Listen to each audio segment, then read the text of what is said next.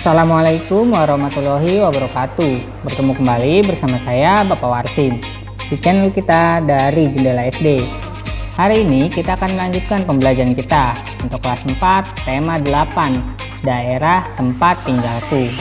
Subtema 1 lingkungan tempat tinggalku pada pembelajaran yang ke-6. Di pembelajaran kita yang ke-6 kali ini, fokus pembelajaran kita adalah bahasa Indonesia dan SPDP. Sebelum kita mulai belajar, mari kita berdoa terlebih dahulu. Berdoa mulai. Berdoa selesai. Oh iya, jangan lupa tekan dulu tombol subscribe dan aktifkan loncengnya supaya kamu tidak ketinggalan update video dari channel ini. Baiklah, mari kita ikuti pembelajaran berikut ini. Aku tinggal di Jakarta. Jakarta adalah ibu kota negara Republik Indonesia. Apa kamu tahu cerita rakyat dan lagu daerah yang berasal dari Jakarta? Ayo cari tahu. Lani merupakan keturunan Tionghoa. Lani dan keluarganya tinggal di Jakarta. Sebagai ibu kota negara, tentu lingkungan tempat tinggal Lani padat penduduknya. Sebagian besar warga yang tinggal di Jakarta berasal dari berbagai pulau di Indonesia. Mereka bekerja dan menetap di Jakarta. Selain penduduknya yang padat, di lingkungan tempat tinggal Lani juga terdapat gedung-gedung bertingkat. Gedung-gedung itu merupakan pusat pemerintahan dan pusat kegiatan penduduk, baik dalam bidang politik, ekonomi, sosial, maupun budaya. Ayo menulis, bagaimana keadaan lingkungan tempat tinggalmu? Ceritakan secara tertulis.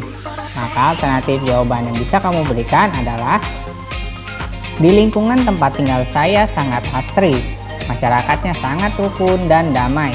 Salah satu yang menjadi masalah di lingkungan ini adalah sampah yang menumpuk berhari-hari di tong sampah karena para petugas yang malas membiarkan sehingga sampah yang menumpuk tidak tertampung lagi. Hal ini akan berakibat menimbulkan bau busuk yang tak sedap, akan memengaruhi pencemaran udara. Jadi ini hanya contoh saja ya, atau kalian bisa menceritakan kondisi tempat tinggal kalian sendiri.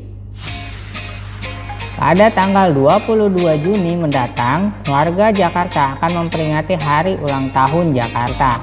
Sekolah Lani akan mengadakan perayaan dalam rangka ulang tahun tersebut. Lani dan teman-teman akan bermain peran dengan mengambil cerita rakyat Si Pitung. Siapakah Si Pitung itu? Si Pitung adalah seorang pendekar berasal dari Betawi. Si Pitung hidup pada masa pemerintahan Belanda. Bagaimana cerita Si Pitung? Ayo membaca. Bacalah cerita berikut dengan nyaring. Si Pitung. Suatu sore, Si Pitung melihat kelakuan anak buah Babeh Lim yang sewenang-wenang. Babah Lim adalah tuan tanah di daerah tempat tinggal Si Pitung. Dia dan anak buahnya sering merampas harta rakyat dan menarik pajak tinggi. Sebagian hasil rampasan itu diberikan kepada pemerintah Belanda. Si Pitung bertekad untuk melawan anak buah Babah Lim. Kemudian dia berguru kepada Haji Naipin, seorang ulama yang juga pandai ilmu bela diri. Si Pitung cepat menguasai semua ilmu yang diajarkan oleh Haji Naipin. Pitung, gunakan ilmu yang kuberikan untuk membela orang-orang yang tertindas.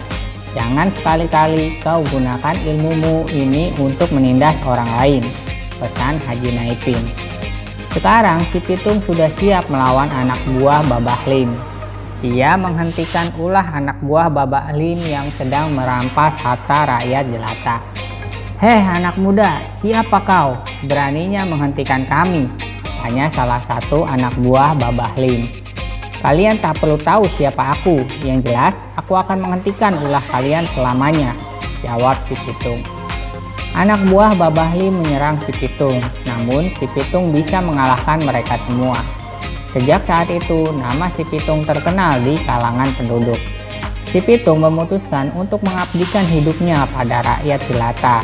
Dia bertekad untuk mengambil kembali hak yang sudah dicuri oleh tuan tanah dan mengembalikannya kepada rakyat.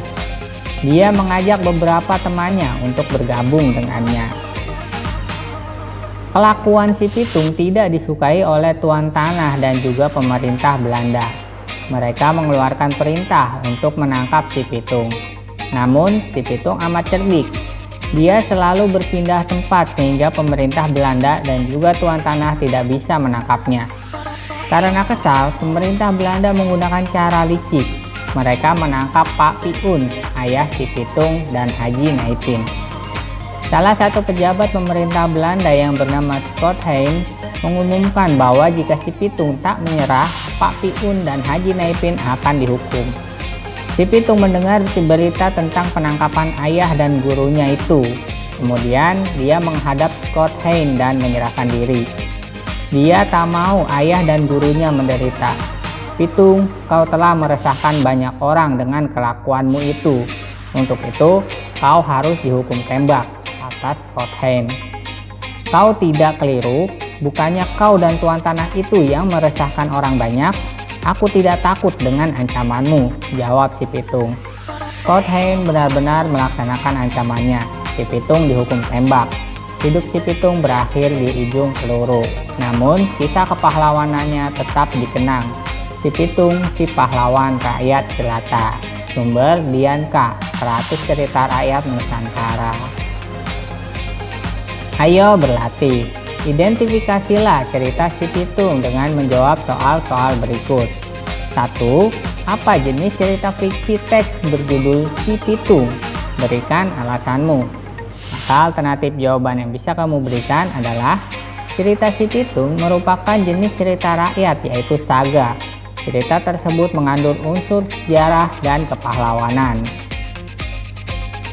2. Sebutkan nama tokoh-tokoh dalam cerita tersebut. Maka alternatif jawaban yang bisa kamu berikan adalah tokoh-tokoh dalam cerita Si Pitung yaitu Si Pitung, Haji Naipin, Babah Lim, dan anak buah Babah Lim, Pak Piun, dan Scott Hein. Kemudian 3. Sebutkan tokoh utama dan tokoh tambahan pada cerita tersebut. Jelaskan. Maka alternatif jawaban yang bisa kamu berikan adalah tokoh utama dalam cerita Si Pitung adalah Si Pitung. Alasannya, tokoh Si Pitung mendominasi keseluruhan cerita. Kemudian 4. Sebutkan tokoh protagonis dan tokoh antagonis pada cerita tersebut. Jelaskan. Maka alternatif jawaban yang bisa kamu berikan adalah tokoh tambahannya yaitu Haji Naipin, anak buah Babah Lim, Scott Hein, Babah Lim, dan Pak Piun. Alasannya, tokoh-tokoh tersebut hanya muncul pada saat adegan-adegan tertentu. Tokoh protagonis dalam cerita Si Pitung yaitu Si Pitung dan Haji Naipin. Alasannya, mereka memiliki sifat baik, yaitu mereka membela orang-orang tertindas. Tokoh antagonisnya yaitu Babah Lim, anak buah Babah Lim, dan Scott Hein. Alasannya, mereka menindas rakyat jelata. Kemudian ceritakan hasil identifikasimu di depan guru dan teman-temanmu. Selain bermain peran, Lani dan teman-temannya juga akan menyanyikan lagu Kicir-Kicir. Lagu tersebut merupakan salah satu lagu daerah berasal dari Jakarta. Lagu Kicir-Kicir sering dinyanyikan pada acara ulang tahun kota Jakarta. Biasanya, lagu tersebut dinyanyikan dengan diiringi alat musik tanjidor. Ayo bernyanyi. Nyanyikan lagu Kicir-Kicir bersama teman satu kelas. Perhatikan terlebih dahulu cara gurumu menyanyikan lagu tersebut dengan benar. Nah, di sana terdapat lagu Kicir-Kicir ya. 8 bit, tempo 104, 4/4 agak cepat. Lagu dari daerah Jakarta. Silakan kalian perhatikan. Ayo berlatih. Tentu kamu sudah memahami tentang tempo dan tinggi rendah nada. Sekarang identifikasilah lagu Kicir-Kicir tersebut. 1. Bagaimana tempo lagu Kicir-Kicir? Maka alternatif jawaban yang bisa kamu berikan adalah tempo lagu Kicir-Kicir adalah 4/4 agak cepat.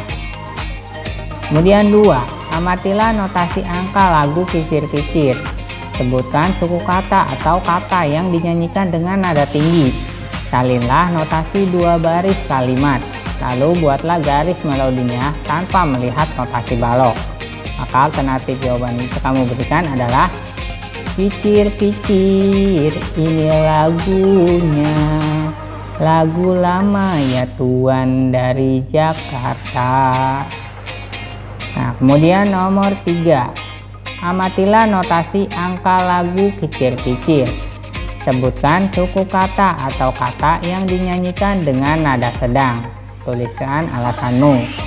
Alternatif jawaban yang bisa kamu berikan adalah di sana dari mulai menghibur hati nan duka, burung dara, burung merpa. Nah, sampai situ itu menggunakan nada sedang ya, karena notasinya tidak terdapat titik di atasnya.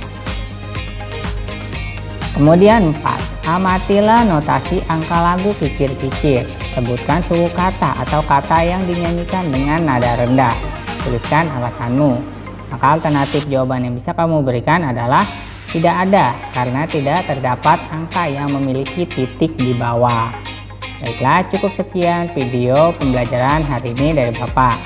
Like jika kalian suka videonya, dislike jika tidak suka, serta jangan lupa share kepada teman-teman kalian yang kelas 4 SD, supaya mereka lebih mudah dalam memahami materi yang sama. Tuliskan juga komentar kalian pada kolom komentar di bawah, supaya Bapak tahu di mana saja hal-hal yang perlu diperbaiki. Subscribe channel ini supaya terus berkembang dan memberikan informasi yang menarik dan informatif kepada kalian. Kurang lebihnya Bapak mohon maaf. Bapak akhiri. Terima kasih. Wassalamualaikum warahmatullahi wabarakatuh.